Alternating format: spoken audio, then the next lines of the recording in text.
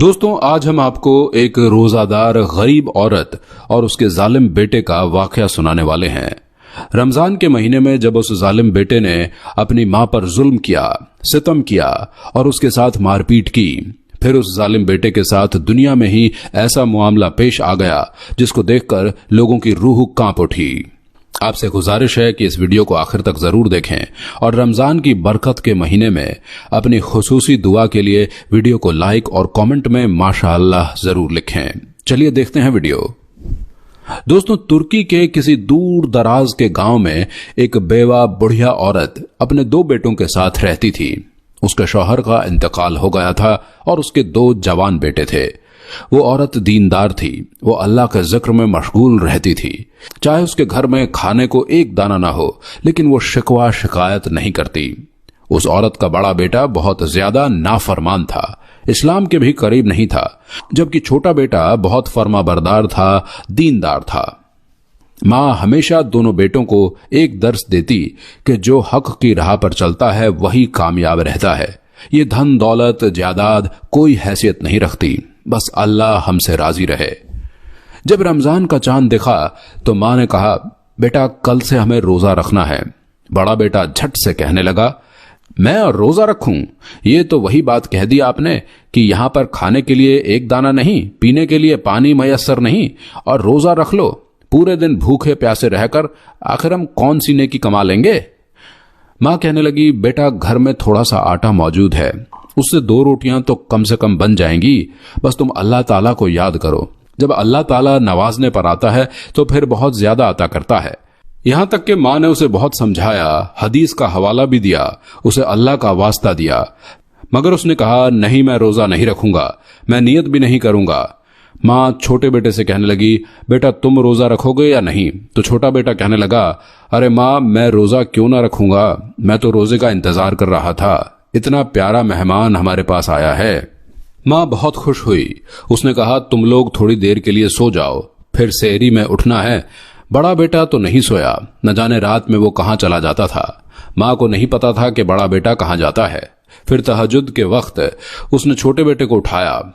उस वक्त बड़ा बेटा भी घर में दाखिल हुआ और कहने लगा, लाओ रोटी लाओ, मुझे बहुत भूख लगी है। माँ ने 2 रोटियां ही तैयार की थी, एक अपने लिए एक छोटे बेटे के लिए। लेकिन जब बड़े बेटे ने कहा कि मैं बहुत भूखा हूं और मुझे रोटी खानी है, तो माँ ने अपने मुंह का निवाला बड़े बेटे को दे दिया। वो कहने लगा, नहीं मुझे 2 रोटियां चाहिए, 1 रोटी से मेरा पेट नहीं भरेगा। माँ उसे समझाने लगी कि ये तो छोटे भाई की है, इसे तो खाने दो, आज रमजान करीम का पहला रोजा है, मैं तो पानी पीकर सेहरी कर लूंगी, लेकिन ये तो अभी छोटा है। तो वो कहने लगा, नहीं मुझे नहीं चाहिए। छोटा बेटा जो सब्र करने वाला था, बर्दाश्त करने वाला था, उसने कहा, माँ ये रोटी भी बड़े को दे दो। अल्लाह ताला ने जाती तौर पर उसे ऐसा सब्र दिया कि उसे महसूस ही नहीं हुआ कि उसने नमक से और सिर्फ पानी पीकर सहरी कर ली, बगैर खाए पिए रोजा रखा है। सच में रोजे की ताकत तो अल्लाह ताला की जानिब से ही मिलती है। उस नौजवान ने एक लफ्ज नहीं कहा। अब फजर की नमाज पढ़ने के लिए वो मस्जिद में चला गया। मस्जिद पहुंचा तो उसने नमाज अदा करने के बाद अल्लाह ताला के हुजूर सजदा रेज होकर गिड़गिड़ाकर दुआ मांगी, या अल्लाह मुझे रिज़्क़ हलाल दे कि पेट भर रोजा तो रख सकें। सेहरी में कुछ नहीं खाया, मुझे अपनी फिक्र नहीं, मुझे अपनी माँ की फिक्र है। मेरी माँ बूढ़ी है, कमजोर है, नातबा है।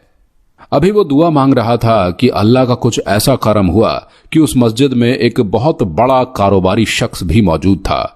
उसे एक ऐसा ईमानदार बंदा चाहिए था जो उसकी दुकान को संभाल सके। उसने देखा एक नौजवान लड़का गिड़गिड़ाकर आंसुओं के साथ अल्लाह ताला के हुजूर सजदा रेज है, फिर दोनों हाथ जोड़कर आजिज़ी के साथ अल्लाह ताला से दुआ मांग रहा है। उसके दिल में ये बात आई कि ये नौजवान मेरे लिए बहुत ही ठीक है, इसे मैं अपनी दुकान पर बैठाऊंगा और मुझे उम्मीद है कि ये ईमानदारी से मेरे कारोबार को संभालेगा। ये सोचकर वो व्यापारी शख्स उसके पास आया। उसने कहा, नौजवान ऐसा लगता है कि इस गांव के हो। जी हाँ, लेकिन आप कौन? ताजिर ने कहा, मैं शहर से आया हूं, यहाँ मसाले की एक बहुत बड़ी दुकान मैंने खोली है और मैं एक मुलाजिम की तलाश में हूं। मुलाजिम वो जो मेरी पूरी दुकान को संभाल भी ले और हिसाब किताब भी कर ले। मुझे लगता है तुमसे ज्यादा मौजू और तुमसे ज्यादा दियानातदार मुझे और कोई शख्स नहीं मिलेगा। अगर तुम चाहो बेटा तो मैं तुम्हें अपनी दुकान में नौकरी दे सकता हूं। वो तो पहले ही गिड़गिड़ा कर दुआ कर रहा था। उसने कहा, या अल्लाह, इतनी जल्दी मेरी दुआ कबूल हो गई। लगता है माँ की दुआ लग गई मुझे। ठीक है, आज रोजे के बाद यानी मगरिब की नमाज अदा करने के बाद तुम मेरे पास आ जाना। ये मेरा पता है और ये थोड़े बहुत पैसे हैं, तुम रख लो। फिर वो वहां से चला गया। वो लड़का बहुत खुश था। अपने घर आया, उसने कहा, अम्मी जान, मुझे नौकरी मिल गई है। और फिर उसने पैसों के बारे में भी बताया। माँ भी बहुत खुश हुई। उसने ढेरों दुआ दे दी। खाली पेट तो उन्होंने सेहरी की थी, लेकिन अल्लाह ताला ने इफ्तार का सारा इंतजाम कर दिया। बेशक वो ही देने वाला है। बड़ा भाई तो सो रहा था। जब इफ्तार तैयार हो गया तो माँ ने कहा, बेटा आ जाओ, अपने भाई को उठा दो, कम से कम रोजा इफ्तार कर ले हमारे साथ। छोटा भाई बड़े भाई के पास गया और कहा कि उठ जाओ और रोजा इफ्तार कर लो। उसने कहा, क्यों, क्या माँ ने कुछ बनाया है या यूं ही पानी पिलाकर रोजा इफ्तार करेंगी? छोटा भाई बोला, नहीं नहीं, खाने का बहुत सा सामान मौजूद है, आ जाओ जल्दी।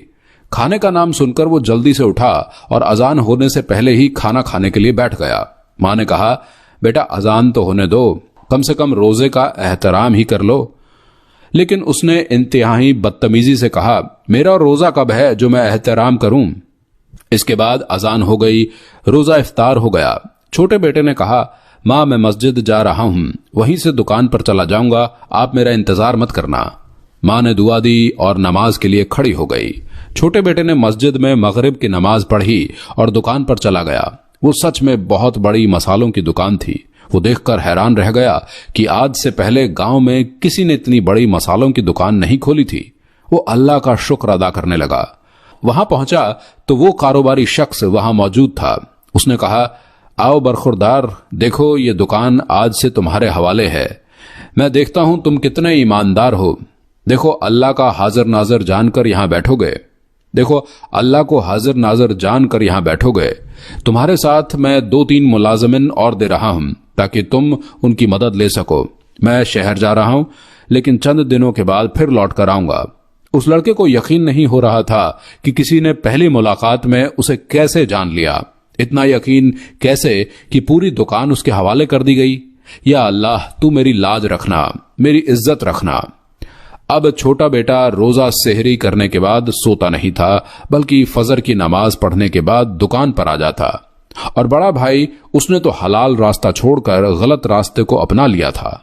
वो रात में जब घर से बाहर जाता था तो चोरी करता था, और चोरी का माल कभी भी उसने घर पर नहीं दिया। ये बात उसने न अपनी माँ को बताई न भाई को। एक बार एक साथी ने उसे खबर दी कि देखो गांव में बहुत बड़ी मसालों की दुकान खुली है, वहां का व्यापारी शहर का रहने वाला है, वो शहर चला गया है।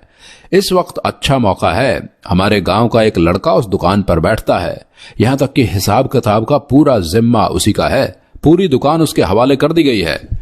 उसके साथ दुकान पर जो लड़के काम करते हैं उनमें से एक लड़का मेरा दोस्त है, उसी ने मुझे खबर दी है और कहा है कि किसी वक्त मौका मिले तो चोरी कर लो, क्योंकि बहुत ही उम्दा माल वहां पर रखा हुआ है। जब उसने ये बात कही तो बड़े भाई ने कहा, फिर देर कैसी? तो वो कहने लगा, नहीं नहीं, अभी 2-3 दिन और रुक जाओ, क्योंकि अगर हम फौरी चोरी करेंगे तो कोई भी हम पर शक कर सकता है, लोगों को आने तो दो। अब यह हुआ कि अल्लाह ताला ने छोटे भाई के हाथों में ऐसी बरकत दी कि उसकी दुकान 1-2 दिन के बाद ही चलना शुरू हो गई। गांव के तमाम लोग वहां से मसाले खरीदते, क्योंकि मसालों की कीमत बहुत ही मुनासिब थी, और फिर दूर के गांव वाले भी वहां आकर मसालों की खरीदारी करते। कारोबार बहुत ठीक ठाक चलना शुरू हो गया था। यहां पर चोर भी चौकन्ना थे। बड़ा भाई देख रहा था कि घर के हालात भी अब बदल गए, क्योंकि छोटा भाई अब खाली हाथ नहीं लौटता था। अब घर में फल भी होते, खाने पीने की चीजें भी होती, लेकिन उस बड़े भाई ने रोजा अब तक नहीं रखा था। वो उसके साथी चोरी का प्लान बना रहे थे।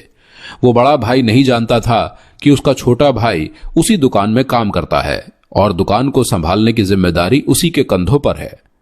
अब उस जालिम बड़े भाई ने अपने साथियों के साथ मिलकर चोरी कर ली और सामान अपने घर में दबा दिया, ताकि किसी को पता न चल सके और वक्त आने पर वो उसे निकाल सके। सहरी करके माँ तो नमाज पढ़ने लगी और फिर सो गई, लेकिन छोटा भाई नमाज पढ़कर दुकान की तरफ चल पड़ा। लेकिन यहां आकर तो उसने जो मंजर देखा तो वो बेहोश होते होते बचा। उसका सर चकरा गया। रात के अंधेरे में किसी ने दुकान को लूट लिया था। ताला टूटा हुआ था। अंदर गया तो देखा सारा माल गायब था। सारे मसाले जो बहुत कीमती थे वो सब गायब थे। उसने पैसों की जगह जाकर देखा तो वहां पर पैसे भी मौजूद नहीं थे। वो सोचने लगा अब तो मालिक को मुझ पर ही शक होगा। जब मालिक दुकान पर आया तो देखा कि दुकान खाली है। उसने फौरन तमाम मुलाजिमों को बुलाया। सबके सिर झुके हुए थे। मालिक उस छोटे भाई के पास आया। वो अपना सिर नहीं उठा पा रहा था। मुजरिम नहीं था। वो समझ रहा था दुकान का मालिक उसकी खूब खबर लेगा। लेकिन उसने उसके करीब आकर कहा, मैं तुम्हें जानता हूं। तुम्हें ऐसे ही मैंने नहीं चुना था इस दुकान के लिए। मैं जानता हूं चोरी तुमने नहीं की है, लेकिन जिसने भी चोरी की है उसे सरेआम सजा दी जाएगी, फांसी दी जाएगी। मैं सभी सिपाहियों को बुलाता हूं। वो कौन था जिसने ऐसी घिनौनी हरकत की है? अब उसको सबके सामने फांसी दी जाएगी। चोर तो एक ना एक दिन पकड़ा ही जाएगा, लेकिन कौन है ये वो जानना चाहता था। वो अपने घर आ गया क्योंकि मालिक ने कहा था जैसे ही चोर पकड़ा जाएगा तुम्हें भी पेशी के लिए बुलाया जाएगा। वो परेशानी से अपने घर में टहल रहा था। यहां से वहां फिर रहा था। इतने में उसे सहन की जमीन अलग नजर नहीं आई, बल्कि थोड़ी सी उभरी हुई थी। ऐसा लगा कि वहां पर कोई चीज गड़ी हुई है या गड्ढा खोदा गया है। उसने कहा, मां इस जमीन को क्या तुमने खोदा है? यहां इसके अंदर कोई चीज मौजूद है?